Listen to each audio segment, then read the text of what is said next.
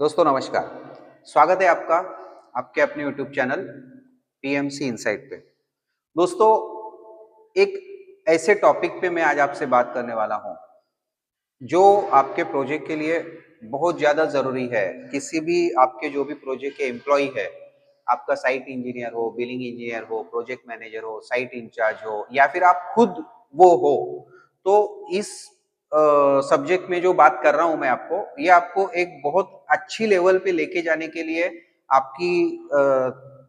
Thinking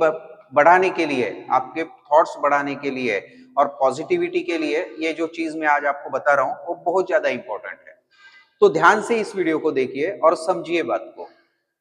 दोस्तों क्या होता है कि एक अभी मैं फिलहाल इमेजिन कर रहा हूँ कि मैं प्रोजेक्ट का एक साइट इंजीनियर हूँ और मैं किसी कंपनी में एज अ साइट इंजीनियर या billing engineer, project manager however मैं काम कर रहा हूँ। दोस्तों क्या होता है, जब भी कभी कोई प्रोजेक्ट लिया जाता है तो प्रोजेक्ट एक सोच के लिया जाता है कि ये प्रोजेक्ट हमें एक सर्टन परसेंटेज ऑफ प्रॉफिट देगा, ऐसा सोच के कोई भी प्रोजेक्ट लिया जाता है। अच्छा, जब भी प्रोजेक्ट लिया जाता है तब एक उसमें कुछ टर्म्स होते हैं, एडवांस के टर्म्स होते हैं, बिलिंग पेमेंट्स के टर्म्स होते हैं।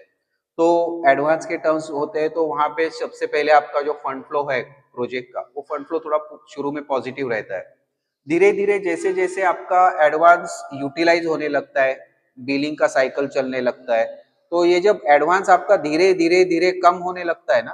तो प्रोजेक्ट में ना एक स्टेज ऐसा आता है, लगभग हम इसको बोल सकते हैं कि अगर आपका प्रोजेक्ट अगर 1 साल का हो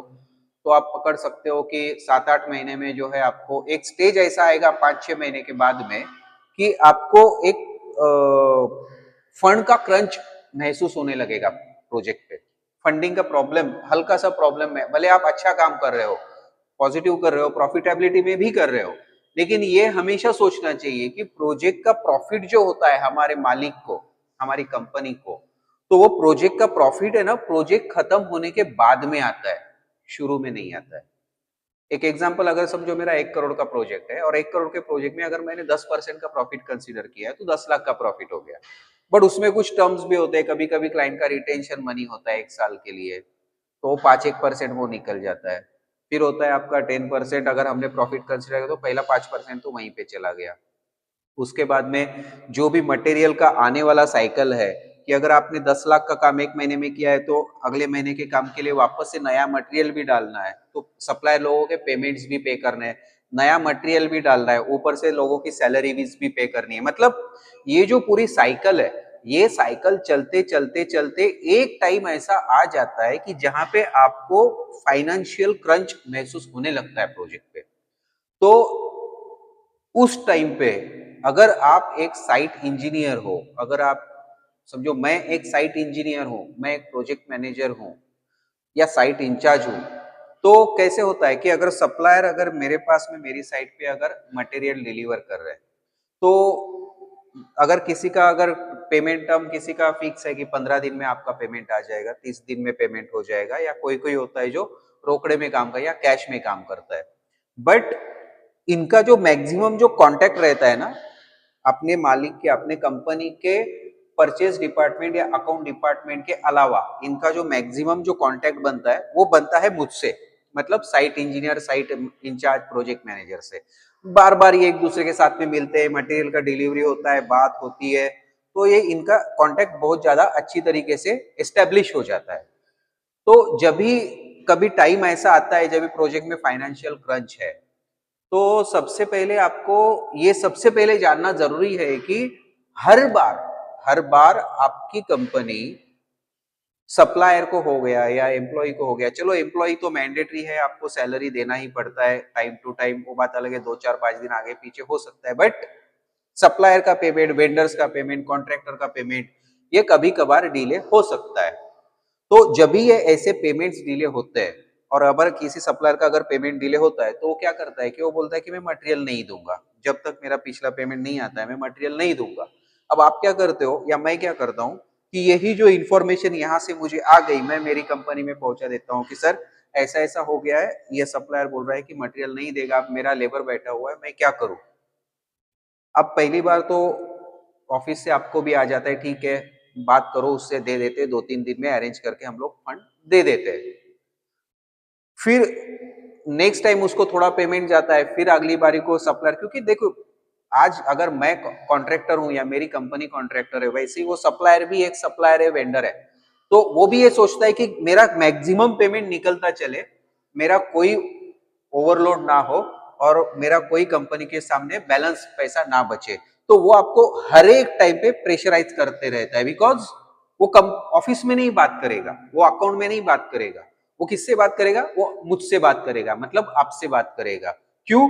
क्योंकि आप उसके साथ कंटिन्यूअसली कम्युनिकेशन में हो, आप क्लोज हो, आप रेगुलरली उसके साथ बात कर रहे हो, तो आपको बताएगा। और नॉर्मली जो यूज थ्रू होता है ना, उसको आदमी ज्यादा प्रेशराइज करना चालू कर, बिकॉज उसका आदत उसको पता चल जाता है, ये साइकोलॉजिकल बात है। तो उसको पता चल जाता है कि सामने वाला आदमी कब रिएक्ट करने वाला है, क्या बोलने वाला है। लेकिन ऑफिस की चीज उसको पता नहीं है, तो वहां पे ज्यादा प्रेशर नहीं करेगा, वो साइड पे प्रेशर करेगा, बोलेगा मैं मटेरियल नहीं दूंगा, मेरा पहले उसको, क्योंकि पिछला एक्सपीरियंस है ना, उसके पहले उसने बोला था कि मैं माल नहीं दूंगा, मेरे को पहले मटेरियल का पैसा दे दो, तो आपने बोला ऑफिस में, आप ऑफिस से उसको कुछ पैसा गया, अब रिपीट सेकंड टाइम पे भी उसको अभी यही आदत कि भाई मुझे जो है ऐसा बोलने पे पैसा आ जाता है और मेरा जो है पैसा निकल जाता है, फिर मैं माल देता हूँ, ये आदत हो गया। अब ऐसे सिचुएशन में as a project manager, as a site engineer, as a site incharge, हमें इस तरीके से किसी भी प्रोजेक्ट को चलाना चाहिए जैसे कि ये हमारा खुद का प्रोजेक्ट है। अगर कल को एक एग्जांपल मैं बताता हूँ, अगर हमारी समझो मेरी सैलरी आती है महीने की 7 तारीख को या 10 तारीख को, और अगर समझो एक हफ्ता सैलरी लेट आती है मेरी, और मेरा जो घर में दूध देने वाला लड़का है, या मेरा किराना सामान या घर का ग्रोसरी देने वाला जो भी दुकानदार है, उनका अगर टाइम पे पेमेंट नहीं जाता है, तो वो लोग जब घर में बोलने को आते हैं कि भैया आपका जो है पैसा नहीं आया है, तो हम आपको आगे माल नहीं देंगे, सामान नहीं देंगे। तो घर में अगर हमारे उस टाइम पे अगर मेरा बेटा है या मेरी बेटी है या मेरी वाइफ है, तो वो उसको ये नहीं बोलेंगे ना कि ठीक है मैं बताती हूँ उनको, या मैं बताती हूँ पापा को, या फिर पापा आप देखो क्या करना है। वो आप उनकी लेवल पे उनका जवाब देते हैं, थोड़ा सा तकलीफ है, आ जाएगा 8 दिन में, कोई प्रॉब्लम नहीं है, पैसा मिल जाएगा, आप तक आपको अभी पिछले साल भर से 2 साल से तो मिल रहा है, क्यों टेंशन ले रहे हो, आ जाएगा, पेमेंट बाकी है। तो या मेरे हस्बैंड का या मेरे पापा का सैलरी डिले हुआ है, आ जाएगा 2-4-8 दिन में। तो ये बोल के हम लोग अपने घर का मैटर सॉल्व कर देते हैं। इवन हमारे बच्चे भी इस तरीके से ही बात करते हैं, अगर मैच्योर्ड है तो।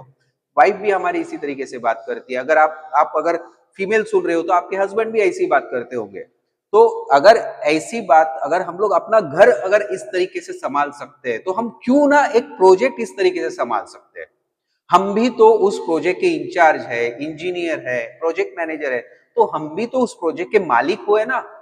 उस प्रोजेक्ट से भले प्रॉफिट नहीं है, बट हमारा सैलरी तो आ रहा है, और जितना अच्छा करेंगे उतना हमारा सैलरी इंक्रीमेंट भी होता है। तो हम क्यों ना उस प्रोजेक्ट को अपना समझ के काम करें।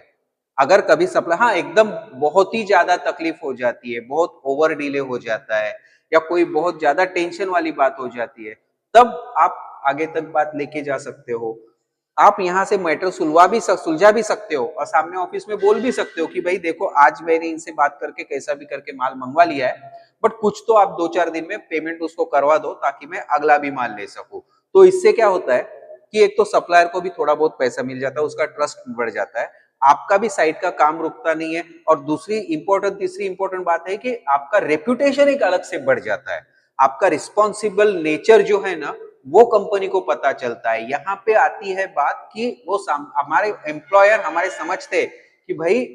ये जो एम्प्लॉय है मेरा, ये हर एक चीज को संभाल के अपना काम कर रहा है, किसी चीज में रुकने नहीं दे रहा है, तो इसका जो भी आगे का बेनिफिट्स है हमें किस तरीके से करने हैं, इंक्रीमेंट्स कैसे करने हैं, तो ये सारी बेनिफिट्स है ना, ये हमें मिल सकते हैं। और सबसे इंपॉर्टेंट बात बताता हूं दोस्तों, अगर मैं एम्प्लॉय हूं तो मुझ में मैच्योरिटी आ जाती है, मुझ में एक मैच्योरिटी आ जाती है कि खराब सिचुएशन में भी हमें कैसे रास्ता निकालना है। क्या हर बार ऐसा पॉसिबल नहीं है कि आप कोई खराब सिचुएशन आए तो आप दूसरे किसी के पास जाके सॉल्यूशन लेके आ जाओ, हमेशा हमें खुद को सॉल्यूशन निकालना पड़ता है। तो ये एक बहुत बड़ी मैच्योरिटी हमारे में आ जाती है कि हम लोग किसी भी सिचुएशन का सामना कर सकते हैं। तो दोस्तों ये इंपॉर्टेंट बात, कोई भी आप सुन रहे हो, एम्प्लॉयर हो, कॉन्ट्रैक्टर हो, इंजीनियर हो, प्रोजेक्ट मैनेजर हो, साइट इंचार्ज हो, मेल हो, फीमेल हो, कोई भी हो, ये इम्पोर्टेंट, बहुत इंपॉर्टेंट बात है जो हमारी साइकोलॉजिकली हमारे प्रोजेक्ट को रन करने में हमें बहुत बड़ा हेल्प कर सकती है। तो दोस्तों ऐसी इंफॉर्मेटिव वीडियो देखने के लिए मेरे चैनल को सब्सक्राइब कर लीजिए और बेल आइकन को प्रेस कीजिए। अगर अच्छा लगा हो वीडियो तो लाइक कीजिए। मिलता हूं आपसे अगले वीडियो में, तब तक के लिए थैंक यू वेरी मच।